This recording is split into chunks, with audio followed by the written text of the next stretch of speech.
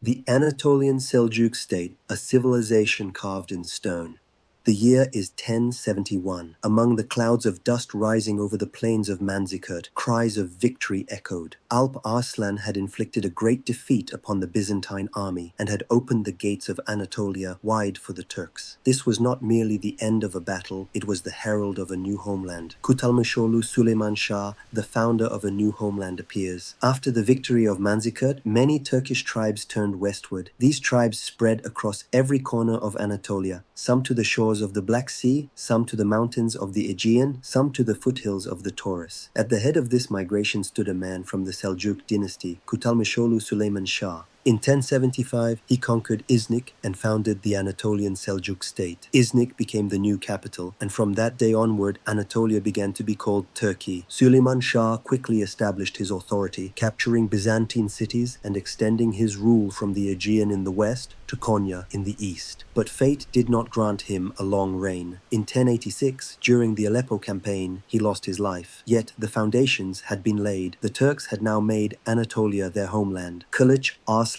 Thurn, the symbol of resistance. After Süleyman Shah, his son Kılıç Arslan I ascended the throne. At that time, Anatolia faced a new and grave danger, the Crusades. The First Crusade, which began in 1096, brought thousands of knights from Europe onto Anatolian soil. But Kılıç Arslan, with his outnumbered army, resisted heroically. He fought the Crusaders in many regions of Anatolia. At last, by making Konya the capital, he restored and strengthened the state. Kılıç Arslan's aim was not only to fight, but to establish a lasting Turkic Islamic order in Anatolia. Kılıç Arslan II, the era of unity and empire. After Kılıç Arslan I, his son Kılıç Arslan II ascended the throne, the ruler who built the true institutional structure of the state. He cleansed Anatolia of the small principalities and unified it again. He strengthened the economy and secured the trade routes. He built great caravanserais to ensure that the Silk Road would pass through Anatolia. But in his time, one battle was written into history in golden letters. 1176, the Battle of Myriokephalon. The Byzantine Emperor Manuel Komnenos attacked with a massive army to drive the Turks out of Anatolia. But Kılıç Arslan II's plan was ready. Ambushes were laid in the narrow passes, and the Byzantine army was lured into the trap. The battle was brief. The Byzantine army was annihilated. This victory ensured that after Manzikert, Anatolia would forever remain the Turkish homeland. The Byzantines could never recover. Even Western historians would later write, "From this day on, Anatolia belongs to the Turks." İzzet Keykavus, Alaeddin Keykubad, and the coming Golden Age. The brightest period of the Seljuks came during the reigns of İzzet Keykavus I and, especially, Alaeddin Keykubad I. During Keykavus's reign, the conquest of Sinop on the Black Sea coast opened Anatolia to maritime trade. Trade routes were secured and merchants gained confidence. After him, Alaeddin Keykubad ascended the throne, ushering in the golden age of the Anatolian Seljuk state. He was not only a ruler, he was a sage, an artist, an architect, and a statesman. He virtually rebuilt the cities of Konya, Kayseri, Sivas, and Alanya. The Alanya fortress, Kubadabad Palace, Sivas Gök Madrasa, and Kayseri Hunat Hatun complex were all built during his reign. Seljuk architecture reached its zenith in stone craftsmanship. Madrasas, inns, and caravanserais all were like works of art. During this era, Anatolia was not just a land. It had become the very heart of civilization, the center of order, science, and trade. Thanks to the order established by Alaeddin Keykubad, a system based on knowledge, commerce, and faith flourished. Dozens of Nizamiya-style madrasas were built across Anatolia. Great advances were made in science, philosophy, and medicine. Thinkers such as Mevlana Jalal al-Din Rumi emerged in Konya. The Seljuk state became a unique bridge where Eastern and Western cultures met. And of course, behind it came disaster and the shadow of decline, the Mongols, and what followed. But no empire lasts forever. After Alaeddin Keykubad, his son Gıyaseddin Keyhusrev II took the throne, the last powerful ruler of the state. During his reign, a new threat approached from the east, the Mongols. In 1243, the Battle of Kosedar took place. When the Seljuk army collapsed due to lack of discipline, the Mongols took control of Anatolia. With this defeat, the Seljuks lost their independence. The era of Beyliks, principalities, began. The Karamanids, Jermianids, Kandarids, and, most importantly, a small frontier principality in Soğut, the Ottomans. The continuation of a legacy, hidden in stone, language, and spirit. The Anatolian Seljuk state may have fallen, but the legacy it left behind did not fade. The cities it built, the architecture it left, the roads, bridges, and madrasas it constructed all continued to live on for centuries, and that legacy formed the foundations of the Ottoman Empire. A final word: from the steppe to civilization.